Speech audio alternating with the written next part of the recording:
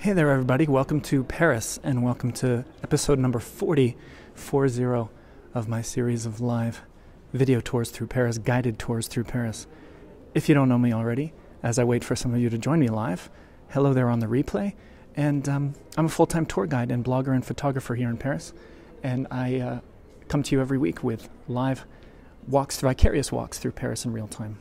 Today we're in a very special place, a very rather hidden and unique spot, which is called the Grand Mosque of Paris. We're in the Latin Quarter, we're in the 5th Arrondissement. And as you can see, hello everybody, I see Laurie Cloud there and Trish Greenfield. Thank you for joining. As you can see, if you're not familiar with the mosque, the Grand Mosque of Paris, you're in for a treat here visually, because there's some real beauty. There's a real haven of peace and meditation here. Hi Cindy, hi Debbie, it's great to see you all. You can see the live viewers flooding in, and we'll get started in a second. Otherwise, thank you for joining me on the replay. And we're going to start here with episode number 40. Can you believe that we've done so many already? Let me go ahead and give you a little bit more of a view here. Look at the beautiful pink. Beautiful. These colors are great. I hope the colors are coming through for you all. Marianne Borg's here. Pamela Reed, good morning, good morning. Good morning to some of you around the world, and good night to others. Good evening to some of you as well. We're in the main section of the Grand Mosque of Paris, La Grande Mosquée de Paris. And there are extraordinary visuals here. There's some great history here, some surprising and rather secret history of the Grand Mosque. We're in the 5th Arrondissement if you're just joining us, and we're going to get number 40 underway. Hi, everybody. No yellow vests here at the moment. It's nice and calm and tranquil. As we make our way through these spaces of the Grand Mosque, it's always quiet here. All faiths are allowed. It's very affordable. It's only €3 to come in. You can roam around many of the public spaces.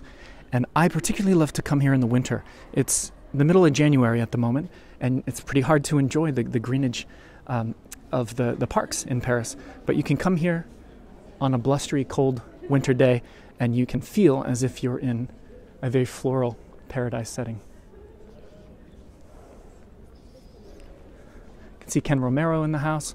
Thanks for joining me live, everybody. We're over 100 viewers at the moment, so we can officially get this thing underway. The Grand Mosque, 5th Arrondissement. This is a style of architecture known as Moorish. It comes primarily from the area of Morocco, Northern Africa, and Spain to an extent as well. So you've got a lot of these what are described as horseshoe arches, crenellated arches, and the artistry here is extraordinary. What they did was, when they built this, I'll tell you about the origins of this mosque in a moment, but the craftsmanship, it was North African artists, craftsmen here. And they're using all materials from their native lands. The exact same materials that would have been used in Northern Africa and other Muslim nations. Hello everyone, let me pan back around. We can see the minaret there, the very imposing and very iconic tower of the mosque. And it's 33 meters tall, so that puts you over 100 feet tall. And, you know, in some ways it sticks out here amid the Parisian architecture, but in other ways it's quite perfect and helps set the mood here. Let me give you the pan, by the way, just here before we even pan through the garden. There are beautiful fountains that in the summertime will often have some water in them. And I just want to zoom in because, boy, if you're a fan of this intricate artistry that you'll find a lot in Islamic art. The Islamic art section of the Louvre, the permanent collection, is quite impressive for this reason as well. So it's mosaics, it's very small pieces of materials that are bringing together a beautiful overall aesthetic, I think. Let's give you the nice slow pan here. Hi everybody, I see your bonjours and your good mornings and your hellos coming in, and I really appreciate that. If you're just joining, we're at the Grand Mosque of Paris. Some backstory. The reason that this mosque was built, finished in 1926, was because of extraordinary sacrifice on the part of Muslim fighters. In the First World War, over 100,000 fighters of Muslim faith fought and died for France. In Belgium, in Germany, in France itself. Over 100,000 of them from this faith. And so previously, where the Muslim community had had trouble convincing the city to build a proper place of worship, because there didn't exist a mosque in Paris up until the 1920s, that tremendous sacrifice in honor of France, fighting for France, is what prompted the city to say, okay, we're going to build a mosque in honor of that. Over 100,000 fighters of Muslim faith. The blues here are fantastic, right? Let me just I got to zoom in on the blues. It obviously, gives the feeling of water. You feel like you're walking through beautiful, crystal clear, sort of Caribbean waters.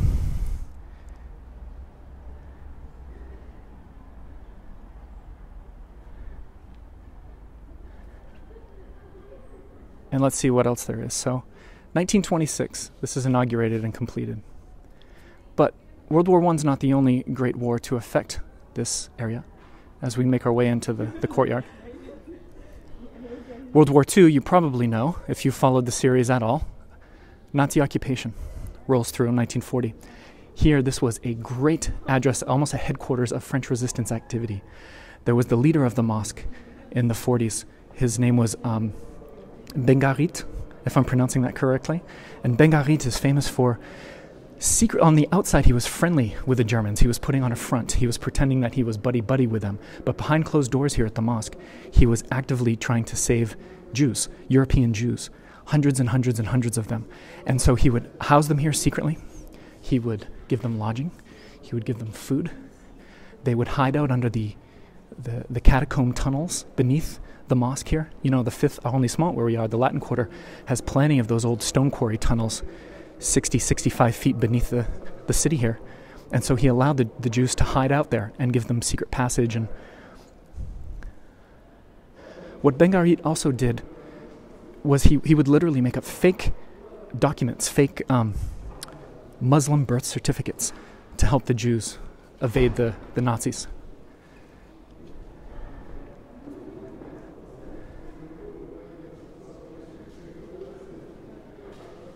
Let's get a little bit closer to the detail.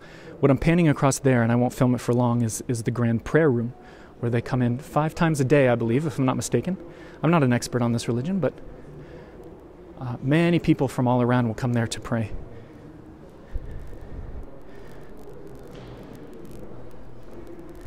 It's if you know me by now, you know that I really love the things we expect in Paris, but also a lot of the things we don't expect. And the alternative versions, the alternative beauty of Paris is how I would put it.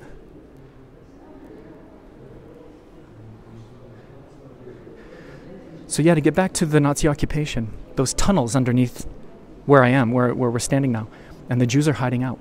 When the Nazis would come and conduct surprise raids of the mosque under suspicion that they were harboring Jews, the workers of the mosque would actually flicker the lights down underneath in the tunnel, so the light bulbs would flicker on and off quickly, and that was the signal to the Jews down below that it was time to get out of there and to hide.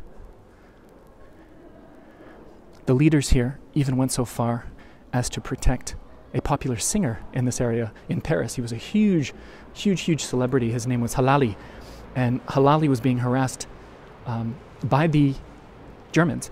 And so the mosque leaders actually made a fake headstone, a fake gravestone in a nearby Muslim cemetery with the singer's father's name on it to prove or to fake the fact that the singer had come from a Muslim family. So that's the lengths they went, to fight against what was happening in Nazi-occupied Paris, to help the Jews out, making a fake headstone in a nearby graveyard. If we come through here, this is a nice, unexpected space, and it's great that it's open to us, open to the public. This is the library.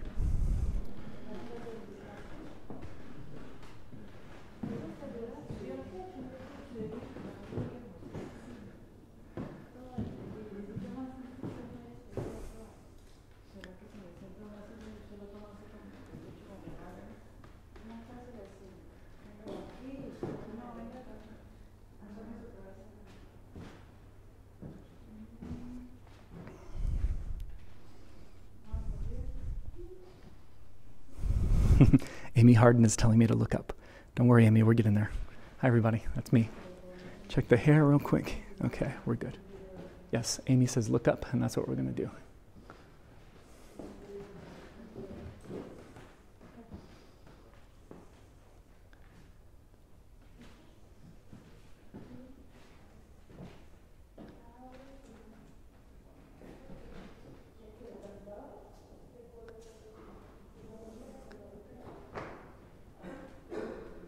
Hopefully my signal's giving you all a clear enough image. If not, we're going to do like we did last week, and immediately after this live feed, I'm going to upload the high-def version of this. So you can always come back and enjoy the replay in crystal clear high definition.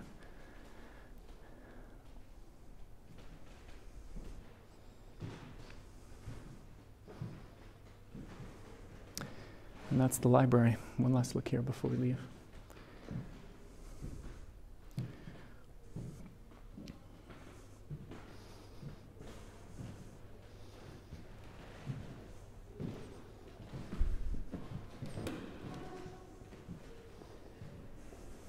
All right, we'll make our way back to the main garden area.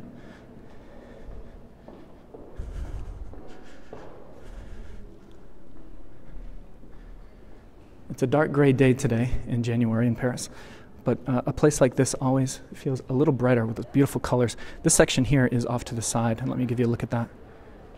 Again, that sort of horseshoe style, very Moorish, very Spanish, North African architecture. You do feel like you're walking through Morocco, to be honest.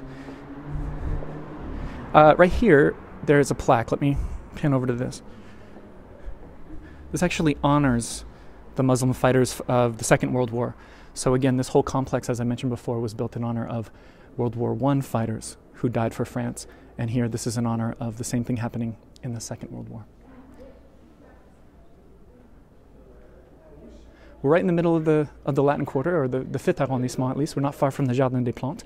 And we're going to pop out of here in a moment, and I'm going to show you some more of the area. My frites, my Patreon supporters, as usual, will get an extended version of this walk a little bit later when I sign off from this public one. There's the minaret again. This is not only a place of prayer and worship, it's a place of Turkish baths, a hammam, where you can spend 15 euros. Men and women are allowed on different days. And you can go and you can have a nice steam, you can have a bath, you can get a massage, you can get a rub down, all that good stuff.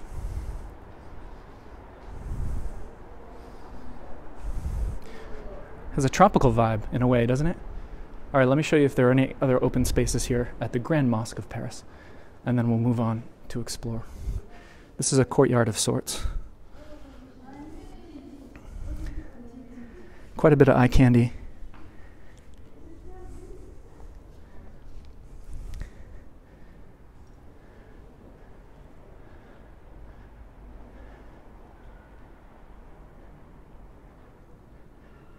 While I'm speaking of the aftermath of today's live video, my Patreon supporters will also get the private Café Chat today, and we're going to do it from the very lovely restaurant and tea room of this mosque as well.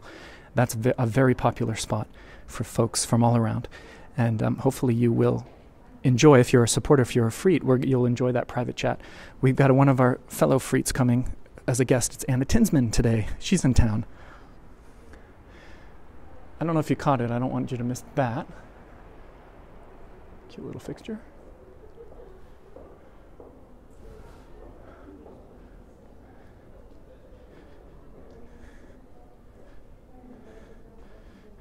Joyce Shagar says, palm trees in Paris. Yeah.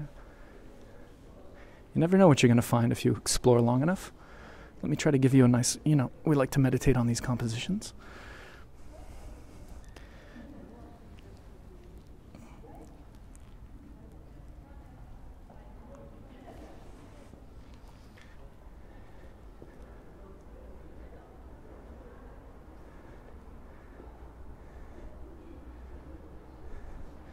Sharon says that the mosaics take her back to her time on vacation when she saw this part of the world.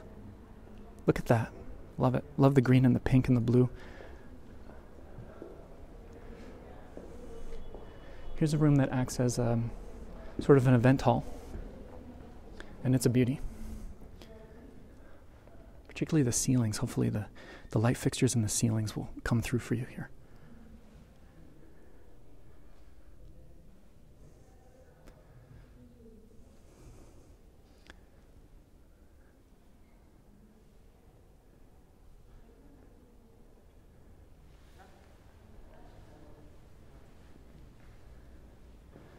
can make that out.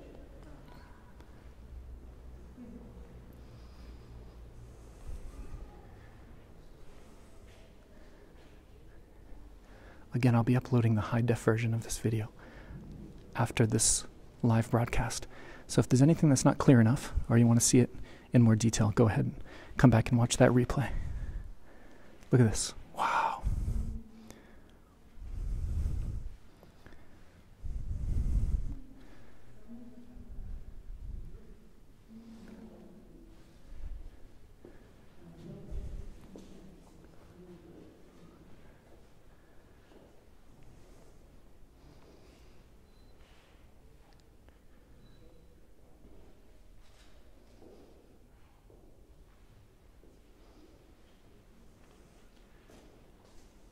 Let me get you this light fixture here.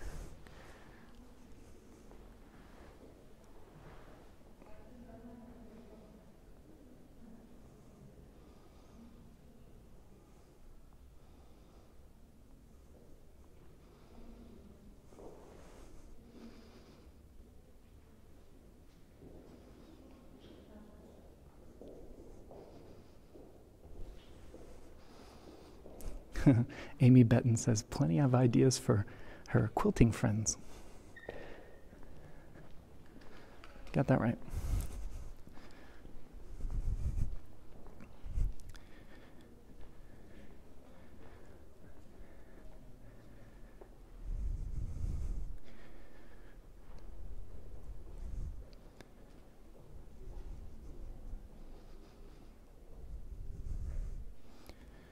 Wow, Lori Klaus says she's been to Paris 25 times, at least, and has not been here. She says shame on her, but don't feel shameful, Lori. Don't feel guilty. That happens to the best of us. All right, let's make our way out.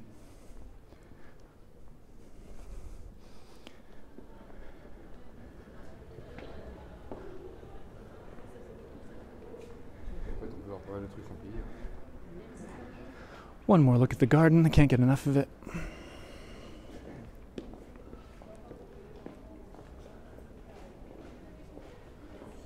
The capitals of these columns are worth noting, aren't they?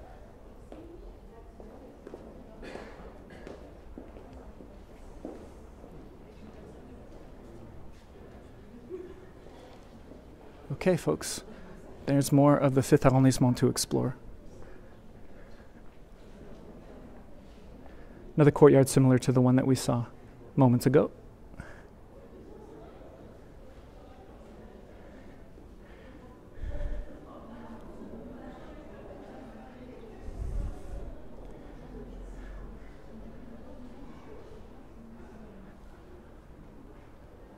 Okay. Just €3 if you want to come through here and roam around and visit. So it's one of the best deals as far as a tourist attraction, so to speak. And then this is the view, when you enter, this is the view that you have.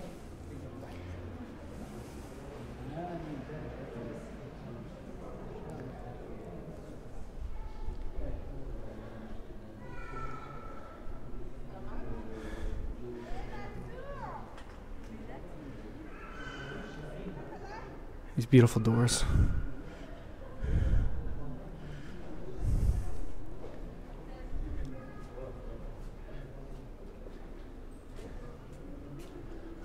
Okay, so keep that in mind. You can come for those visuals. You can come for the spa that's open to all.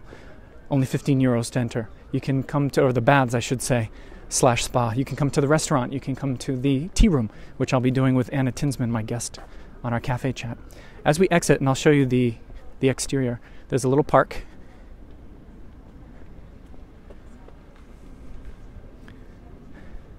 With a fountain.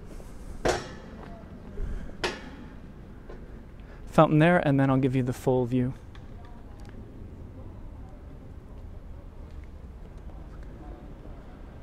Someone's waving to the camera, which is always bound to happen a few times each episode. And there you go, there's the minaret, the main tower, 100 feet plus of it. And that's La Grande Mosque de Paris, the Grand Mosque. Let me check on time here. How are we doing on time? Da-na-na-na.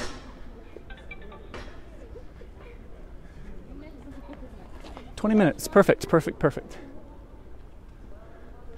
I've got enough time to show you a few delights in this area. The architecture isn't bad. People are living pretty well around here.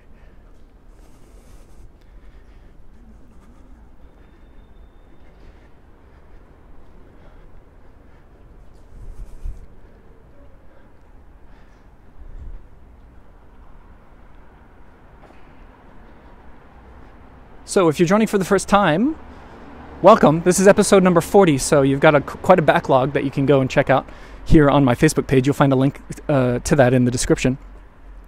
My name's Corey Fry, a French fry in Paris, and I give normal guided tours throughout the day for folks who are in Paris, but then also I bring Paris to everyone else each weekend. I quite like this residential entrance. Nice, huh?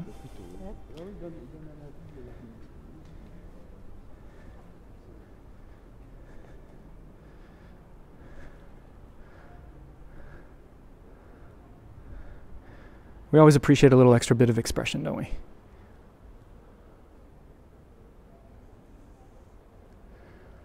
Yet another building that I wouldn't mind coming home to every day. There's a long list of those around here. So I mentioned the harboring and the saving of Jews in the mosque during the Nazi occupation.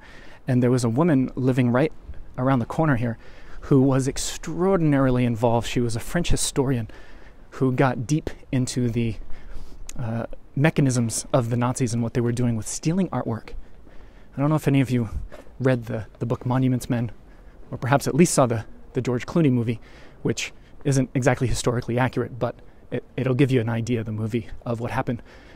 The Monuments Men saved thousands and thousands and millions, really, of artifacts and cultural items. And there was a member of that team, so to speak, in Paris, and I want to show you where she lived. She was played by Cate Blanchett in the movie, if any of you recall that. Look at this. I passed through her earlier today. This is the WWII system, our bike rental system, right here. And this one's not doing so hot, is it? Yikes. What happened there? There's got to be a story behind that.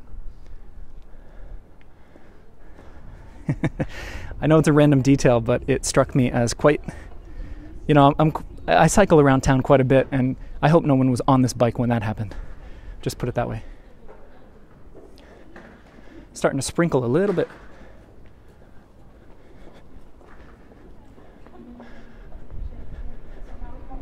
I'm going to show a couple more things to you here on the public feed, and as usual, I'll say goodbye to all of you on my main page, and then we'll do the private extension of this guided tour for my Patreon supporters. If you want to become a Patreon supporter, you can do that, or you can learn more by checking the link out in the description of this video.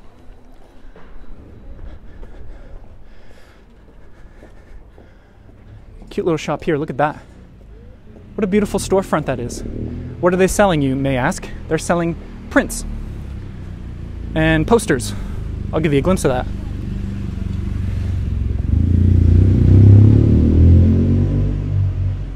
It says books and curiosities, photos, buying and selling.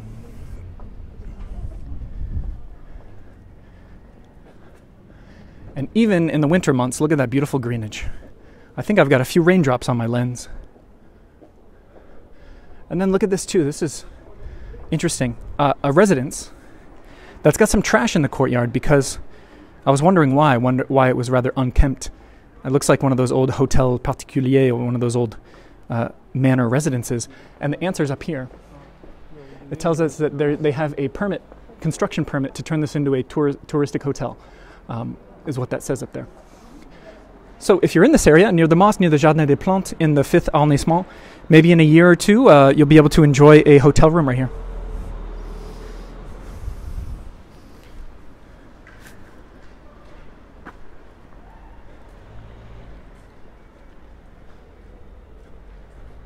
Joyce Schauger says she could do a tour of just storefronts. I absolutely could too. Couldn't we, Joyce? We could do a storefront tour and a door tour and a like stuff in the middle of the street tour. I mean, it's all good, right? with the right mindset, you could do a trash can tour of Paris and probably still find it rather fulfilling. This is a building from 1932. It's got a little leftover of Art Deco, as you can see in the door there.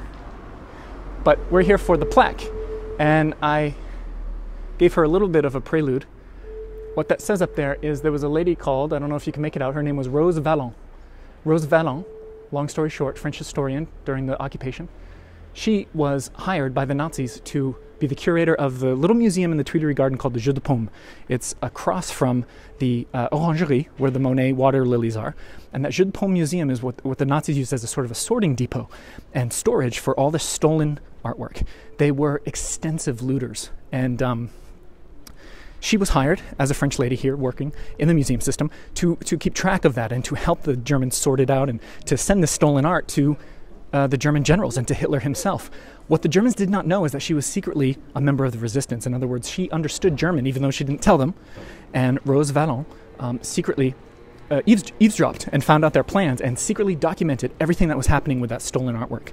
Most of it, a lot of it stolen from museums and Jewish families. So in the end, she handed that information over to the French resistance and the Allies. It allowed them to save 45,000 works of art. So thank you, Rose Valand.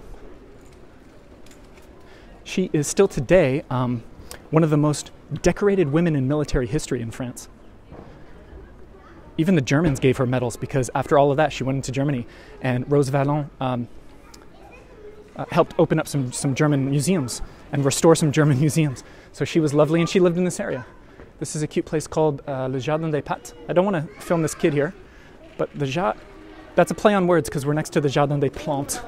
So the Jardin des Pâtes, pâtes being pasta, and keep that in mind, that's a nice spot.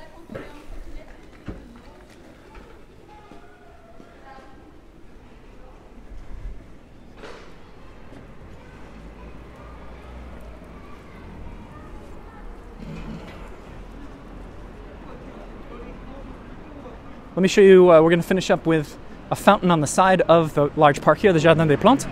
Jardin des Plantes built in the 17th century under King Louis XIII and XIV as a medicinal herb and plant garden. And then the French Revolution said, no, we're not going to let the king and queen own it, so it's going to become a public park. And let me cross over. You know the Wallace fountains, those big green, beautiful cast iron fountains with the four ladies holding up the top. There are other versions of well done in the same year, 1872. And so we are going to finish on this little detail. Along the edge of the Jardin des Plantes, beautiful woman there who actually, an allegory, who if you look closely, she's got, her mouth has a hole in it, and so she squirts water out. She's got the braids and the headdress. Absolutely stunning. This is all cast iron, like all of the Wallace fountains that came through in the 1870s. And then a little basin.